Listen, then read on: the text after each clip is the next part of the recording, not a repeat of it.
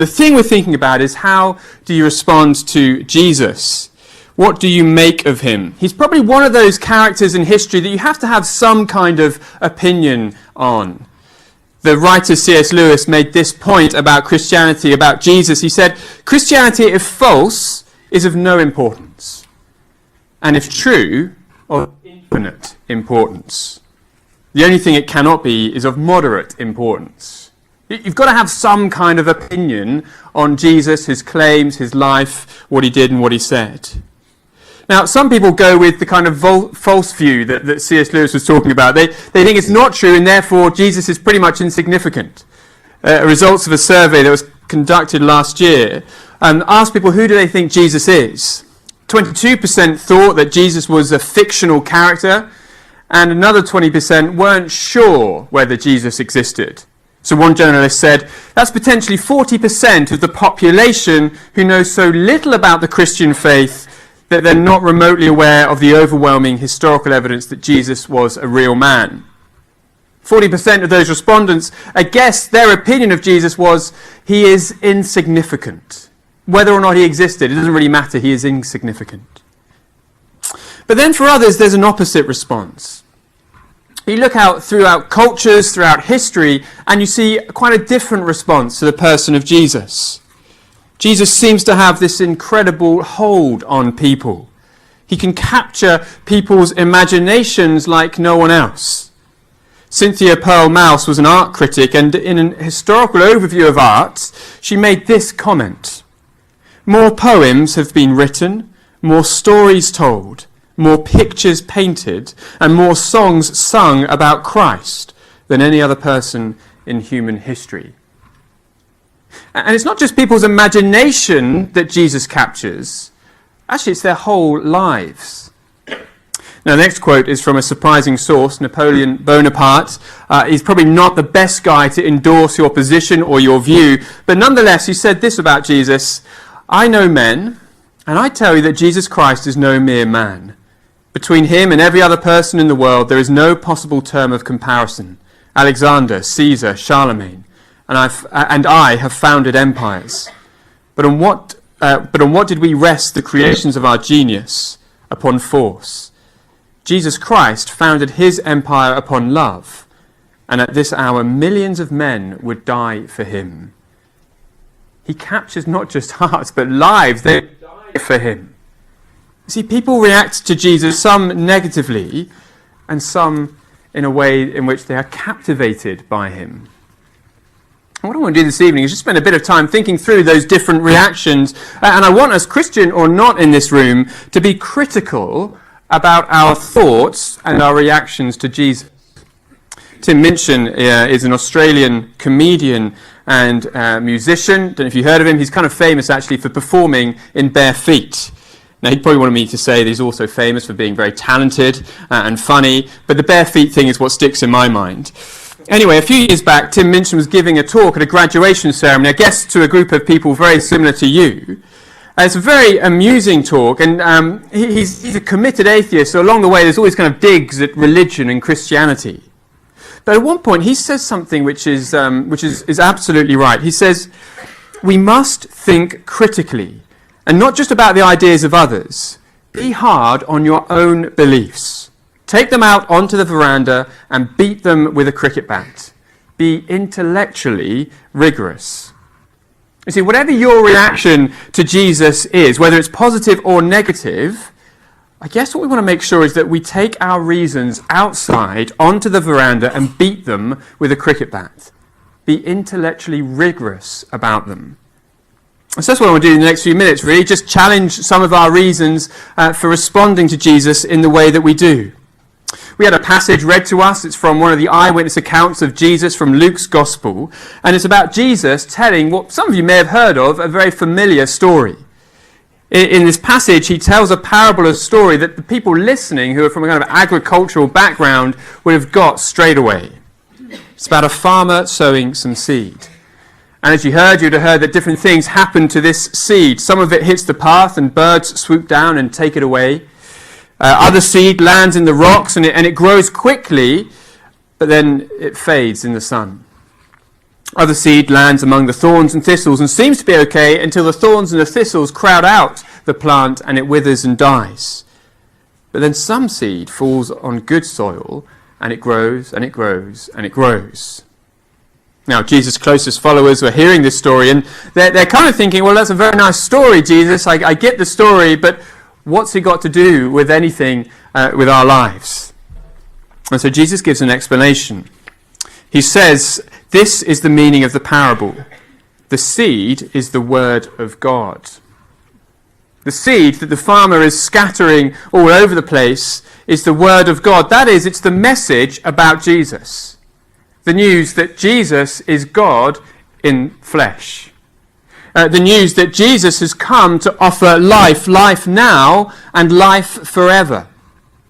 The news that every human being is created in God's image with dignity, value and worth, and created to find fullness of life in knowing the one who created them.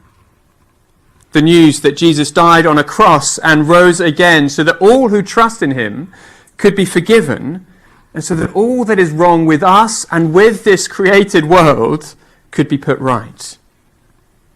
See, that is what the word is, and they are some incredible statements that Jesus is making as he goes around speaking to people. And that's why you've got to have some kind of opinion about him when you hear those kind of statements. And so the farmer scatters the seed. The news of Jesus is shared with many people, and then come the different reactions. Over a lifetime, people will respond differently. And we're going to look at those responses, and in the words of Tim Minchin, take them out onto the veranda and whack them with a cricket bat and see if they stand up. So first, I'd like to believe in Jesus, but it just can't be true. Jesus goes on, those along the path are the ones who hear, and then the devil comes and takes away the word from their hearts, so that they may not believe and be saved. For these people, the news of Jesus is met with a massive barrier. It doesn't even slightly penetrate. For whatever reason, they hear about Jesus and his claims to be God and think, no way can this be true. And assuming you've looked into the evidence, then in one sense, that's an okay response. But then, to think it through a little bit more, there are parts of our lives that still need some kind of explanation.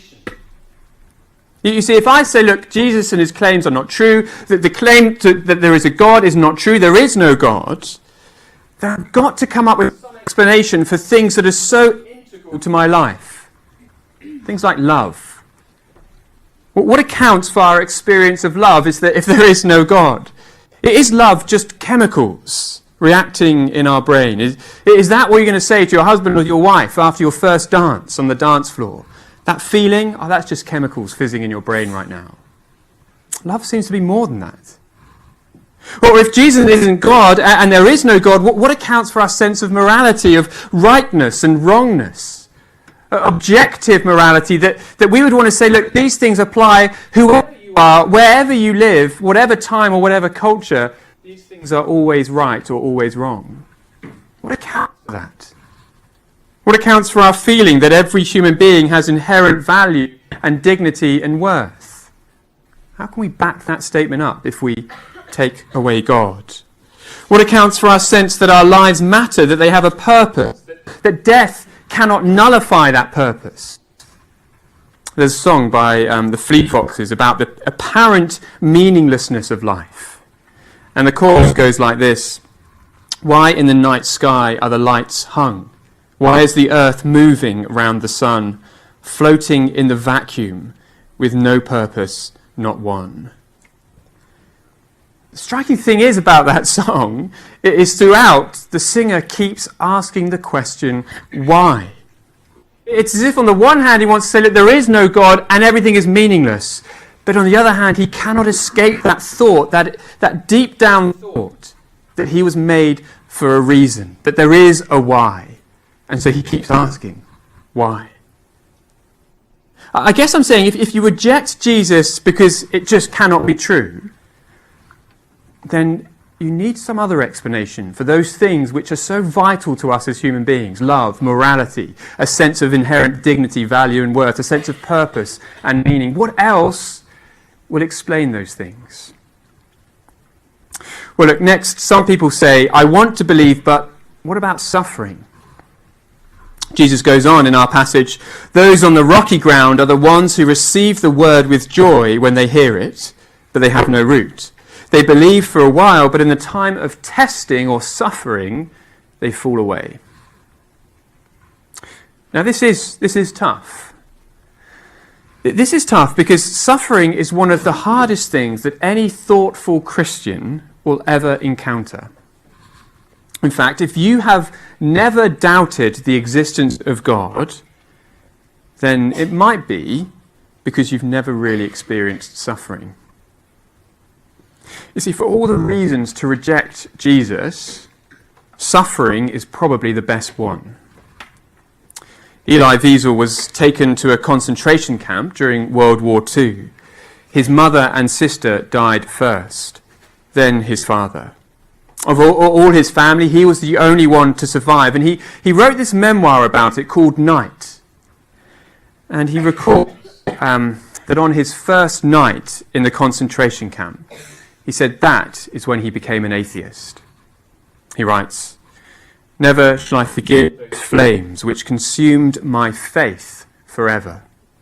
Never shall I forget those moments which murdered my God and my soul and turned my dreams to dust." It's very powerful, isn't it? You see, at some point, you will suffer, if you haven't already. Someone you love will suffer, or the pain and the sadness of what's going on in the world around us will hit you in perhaps a way it's never hit you before. And Christian or not, you will instinctively wonder, where is God in all of this? How and why could he ever let this happen? And for some, at that point, you'd be tempted to walk away from Jesus and his claims.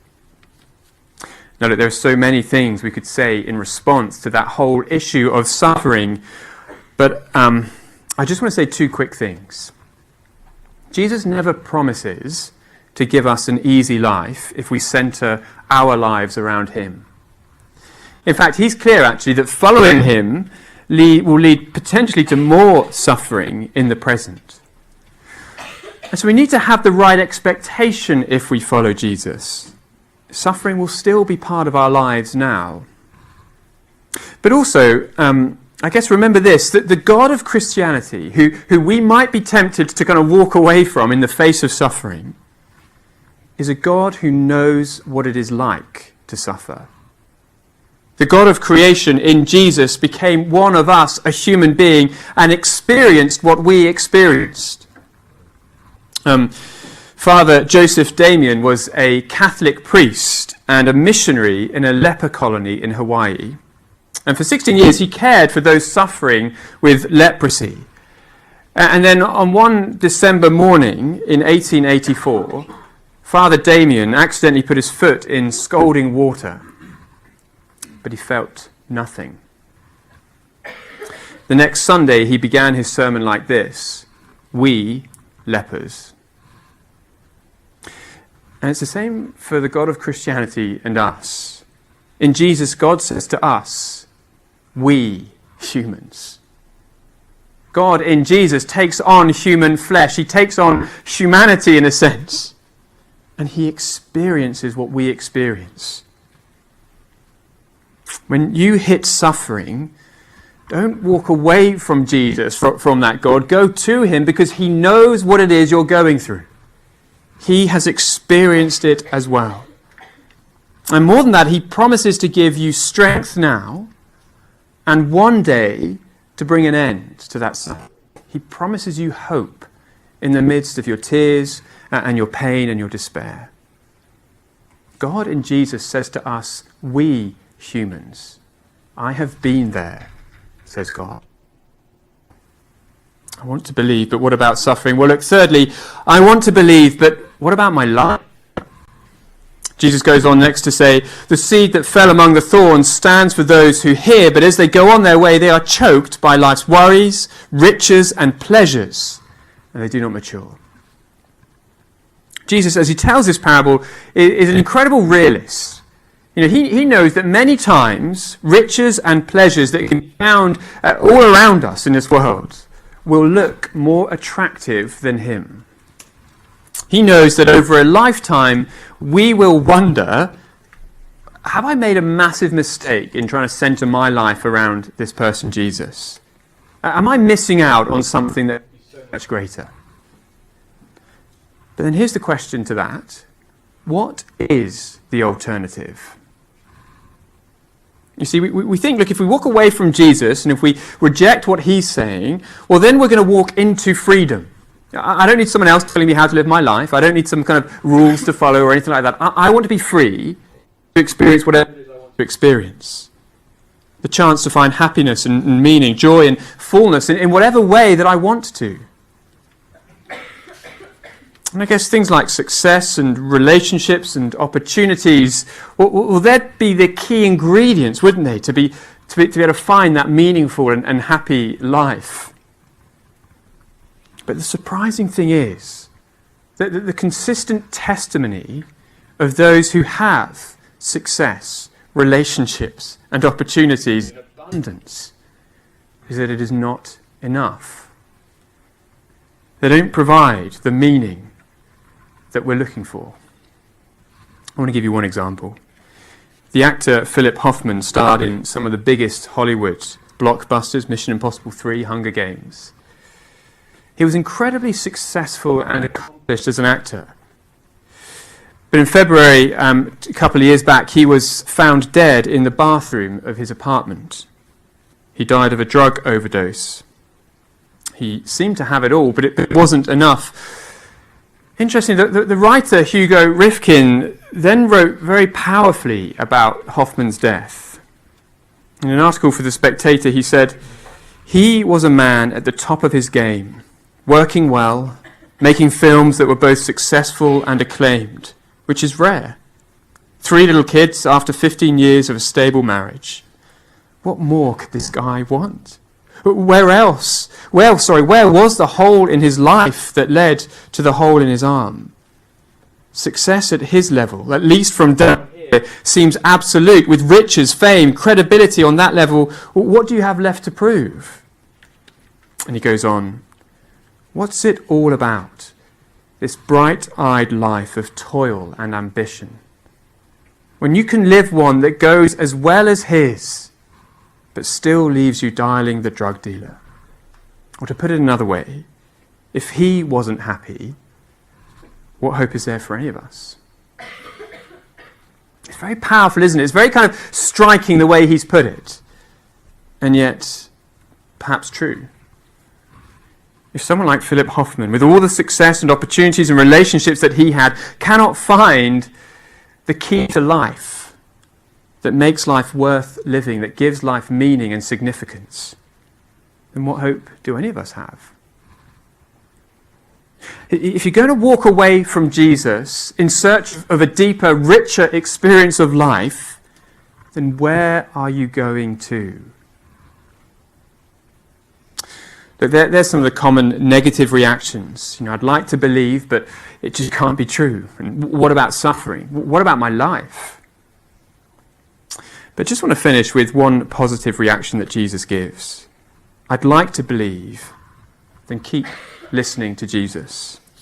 See, finally, Jesus says, "The seed on good soil stands for those with a noble and good heart, who hear the word, retain it, and by persevering produce a crop." And look, if after thinking through some of these reasons to reject Jesus, or you've been on a bit of a journey and you've already kind of thought through this a lot, and you're persuaded that actually building your life around Jesus is the right thing to do, more than that, the best thing to do, then the right response, Jesus says, is to listen to him, to hear his words, and to keep listening, to keep hearing his words. The good soil, he says, represents those who hear his word and hold on to it, retain it, and then persevere in it, keep going with it. For us today, that probably means the Bible. That's why Christians are going on about the Bible so much. We would say that's not just the words of humans. people written centuries ago, it is also the very word of God, the word of Jesus. It's how we hear what he has to say. But holding on to Jesus' words isn't actually easy, is it? I mean, Jesus says things like, "Look, come to me, all you who are weary and heavy burdened, and I will give you rest." It's not easy to keep listening to those words of Jesus when your life feels like it's falling apart around you. Or Jesus says things like, "I have come to give life and to give it to the full." But it's not easy to keep listening to those words of Jesus when people who've chosen to ignore him seem to be so much happier and wealthier and healthier and more content than you. Where is this life to the full, Jesus? And at that point, I guess you have to ask, is Jesus trustworthy? Can I keep trusting his words even when the circumstances around me say I shouldn't? Is Jesus trustworthy? And probably the most straightforward answer to that is to look at Jesus' life, or better, even his death. See, 2,000 years ago, Jesus is someone who willingly went to a cross and died a death. He faced a professional kind of execution, and he died that death to face the punishment that I should have faced for the way that I have treated the God who made me. He died as an outcast, so that someone like me or you who trust in him could be brought into relationship with God. He died thirsting for water, so that my thirst for everlasting life could be met now. He died rejected, so that I could be accepted by God. See, when you look at the love Jesus showed you on the cross, when you've experienced that love for yourself, then you know you can trust him and his words and keep on trusting him and his words, day in, day out, because he is trustworthy. He has demonstrated his love for us at the cross, which means I can put my life in his hands and trust him with it, even when it takes me places that I don't really understand. He has demonstrated his trustworthiness to me. He is trustworthy. So there's a massive invitation here. An invitation to put your life into Jesus' hands, to respond positively to him, and to listen to him, and to trust him with your life. But I guess whatever your decision about Jesus, then let's go back to that idea of being intellectually rigorous about our reasons for either accepting Jesus or rejecting him.